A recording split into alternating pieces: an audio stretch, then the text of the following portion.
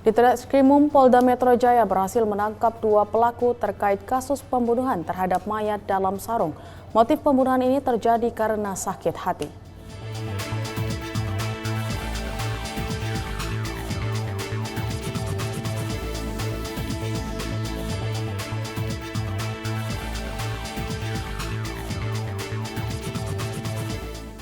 Sebuah balon udara asap berukuran besar yang dipasangi puluhan petasan meledak dan terbakar sebelum berhasil mengudara. 4 remaja terluka akibat kejadian ini.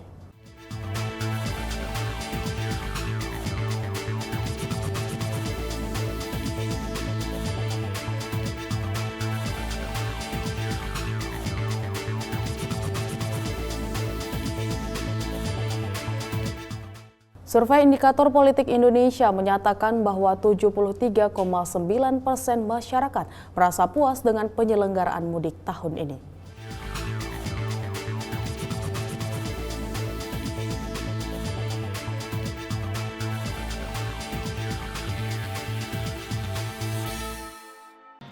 Selamat pagi pemirsa, Presisi Pagi kembali hadir edisi Rabu 15 Mei 2024. Selain 3 berita utama tadi, selama 1 jam ke depan kami juga telah menyiapkan sejumlah informasi terkini lainnya. Bersama saya Bribda Tamara, inilah Presisi Pagi selengkapnya.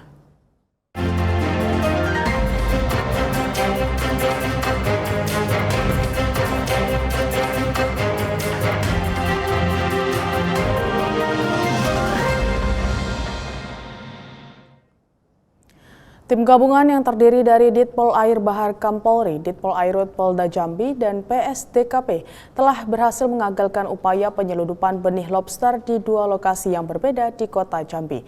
Ditpol Air Polri dan PSDKP menyelamatkan potensi kerugian negara mencapai 25 miliar rupiah dari lobster yang akan diselundupkan.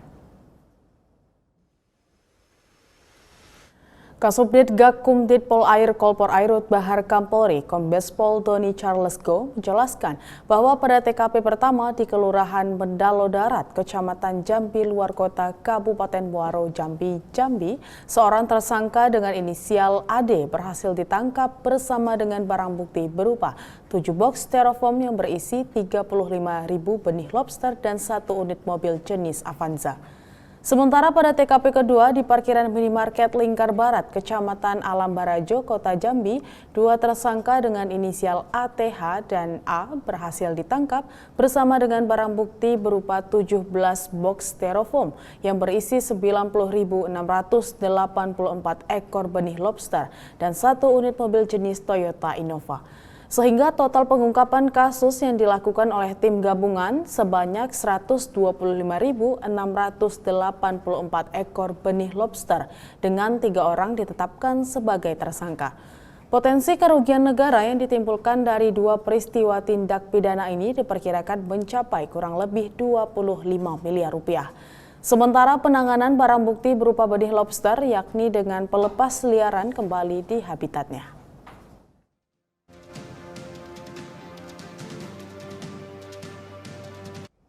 Polda Papua Barat mengamankan pengedar narkotika jenis ganja di Mapolda Papua Barat. Sementara total barang bukti ganja yang berhasil diamankan sebanyak 923,473 gram.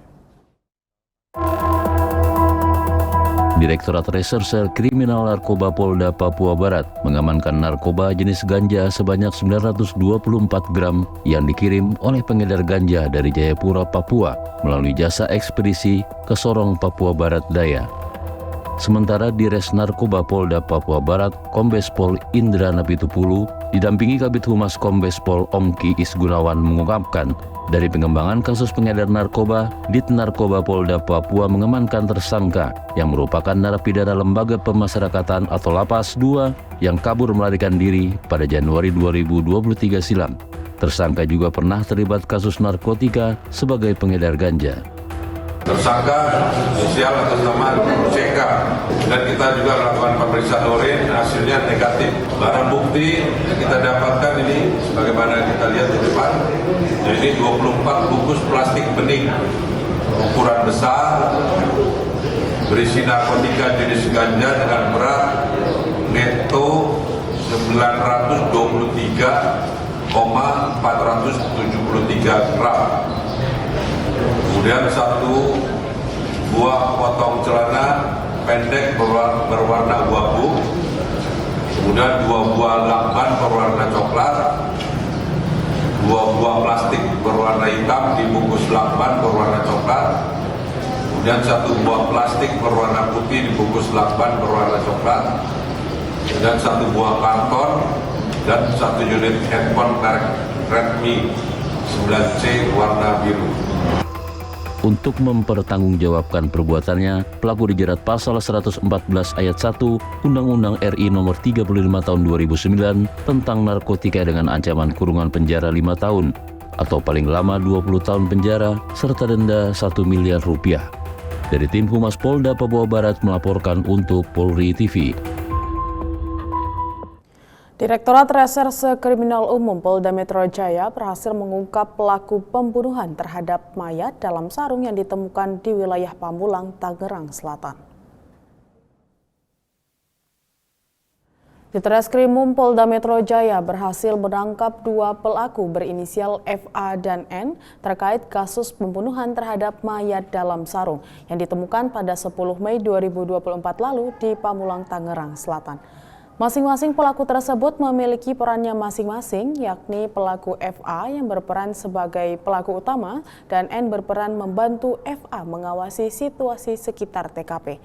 Adapun barang bukti yang berhasil diamankan pihak kepolisian yakni 1 bilah golok, 1 kaos oblong, 1 buah celana jeans, 1 unit motor, 2 unit handphone, 1 buah tas dan 1 buah sarung abu-abu serta rekaman CCTV. Kasubdit Resmob Ditreskrimum Polda Metro Jaya AKBP Titus Yudo Uli menjelaskan bahwa motif tindak pidana pembunuhan ini terjadi diawali oleh sakit hati yang dirasakan pelaku AH yang bekerja di warung milik korban. Dan saat pelaku bekerja, ia selalu mendapatkan kata-kata dan perlakuan kurang baik dari korban AH yang merupakan kakak sepupu dari FA. Akibat perbuatannya, kedua pelaku dijerat pasal 221 KUHP dengan ancaman pidana seumur hidup atau waktu tertentu paling lama 20 tahun. Saya menyesal terhadap perilaku saya dan saya berjanji tidak akan mengulanginya lagi.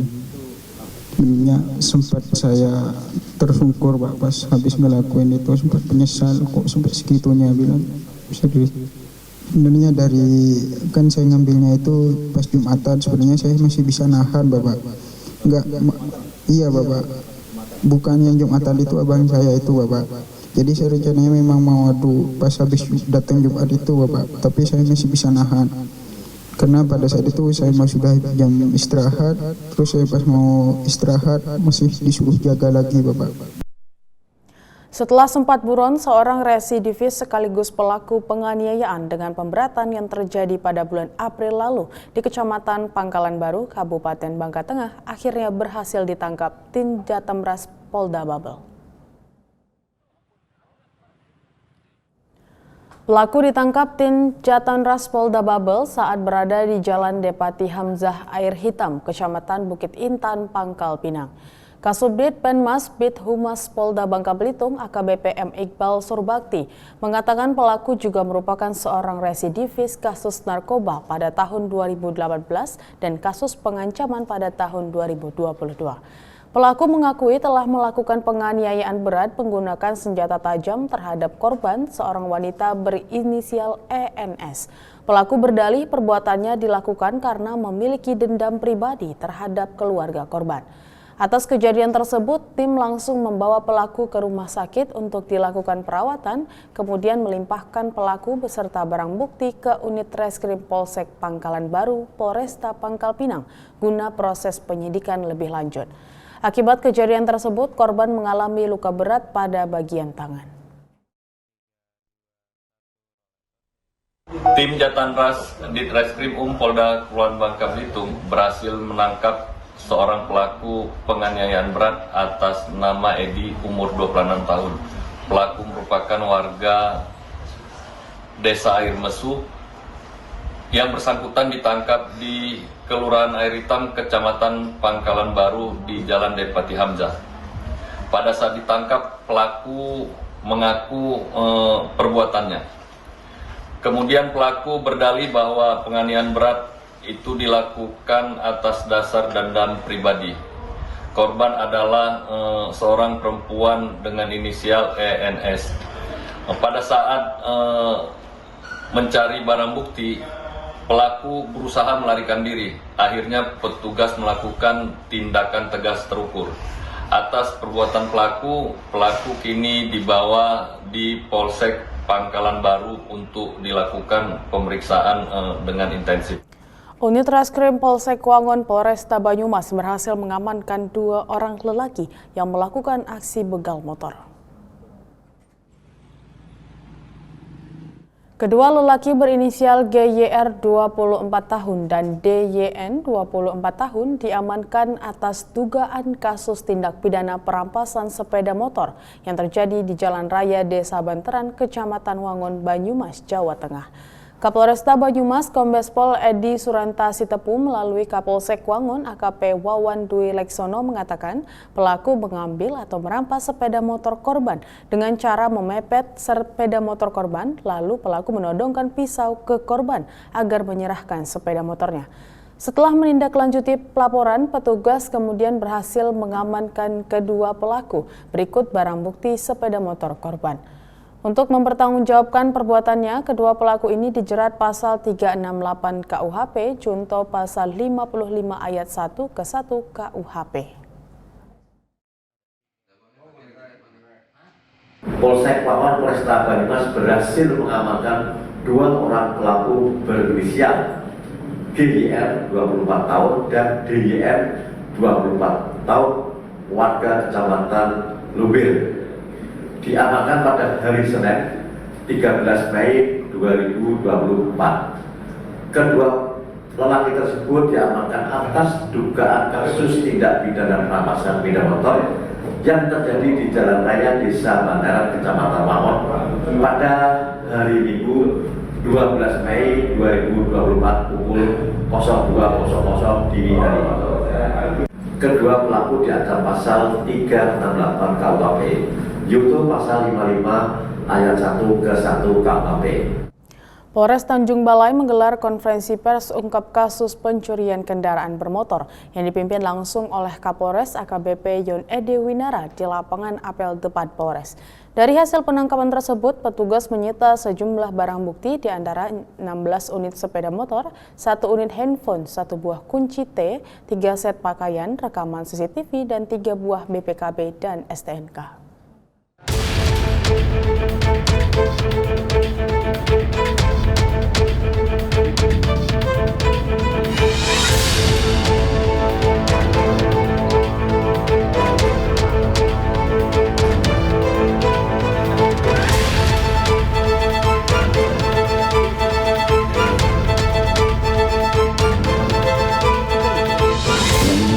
Kita bagi 3 klaster, 3 kelompok, berarti sudah berdasarkan indikator-indikator wilayah aksi, keterkaitan hubungan komunikasi interaksi di antara mereka, dan kemudian bagaimana jalur modus operandi yang dilakukan sampai dengan penada.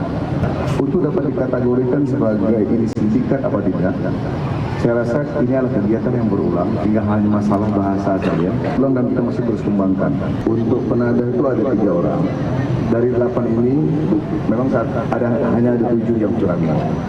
Jadi dia estafet terus, kita tangkap dari barang bukti ke barang bukti, kita kembangkan sehingga totalnya jadi 16. Jadi kalau penada ini, namanya penada kan dia menerima tentunya. Sebuah balon udara asap berukuran besar yang dipasangi puluhan petasan meledak dan terbakar sebelum berhasil mengudara. Akibatnya 4 remaja yang berada di bawahnya mengalami luka bakar serius.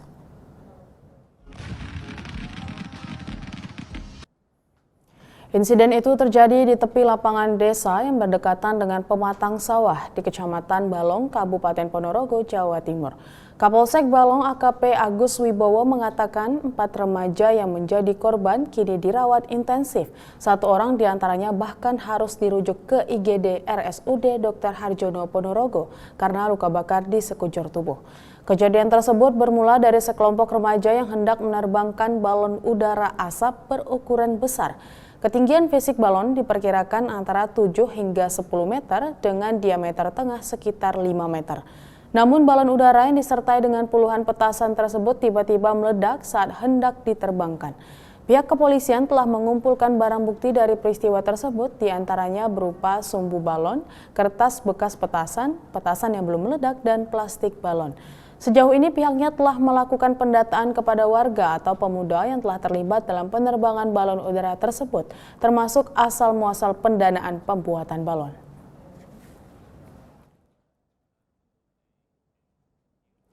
Polresta Yogyakarta menerima penyerahan pelajar SMA sederajat yang diduga akan melakukan tawuran antar pelajar oleh Satsabara Polresta Yogyakarta, Satlantas Polresta Yogyakarta, dan Polsek jajaran.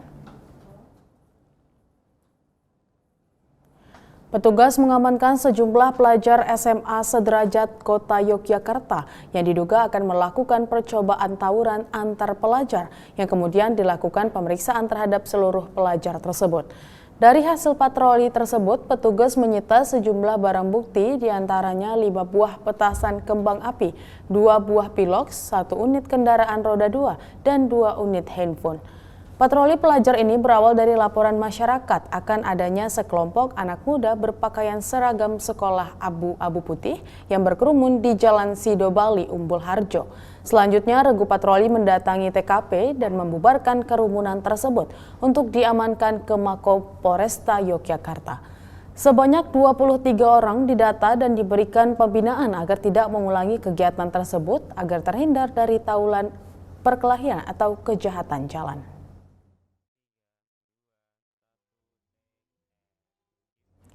Kepolisian Resor Pasaman Barat, Sumatera Barat mengimbau pengendara agar meningkatkan kewaspadaan jika melewati jalan Provinsi Simpang 4 Talamau Panti, Kabupaten Pasaman karena rawan longsor dan tanah amblas. Kapolres Pasaman Barat AKBP Agung Triwabanto melalui Kabak Ops Kompol Mushendra mengatakan volume kendaraan di jalan lintas provinsi, tepatnya jalur Simpang 4 Panti, meningkat dalam 2 hari terakhir imbas putusnya jalan nasional yang berada di kawasan Sialing, Kabupaten Tanah Datar pada Sabtu lalu. Terbukti adanya truk pengangkut semen dari Kota Padang menuju Penyambungan yang terperosok masuk lubang di jalan daerah Rimbo, Kecamatan Talamau, dan mengakibatkan arus lalu lintas terganggu hingga terjadi antrean kendaraan roda 4. Namun berkat kerja sama semua pihak, akhirnya truk itu bisa keluar dan arus lalu lintas kembali lancar. Pengendara yang melintas diimbau agar tetap hati-hati melalui jalur Simpang 4 Talupanti karena kontur tanah yang masih labil pasca gempa beberapa waktu lalu.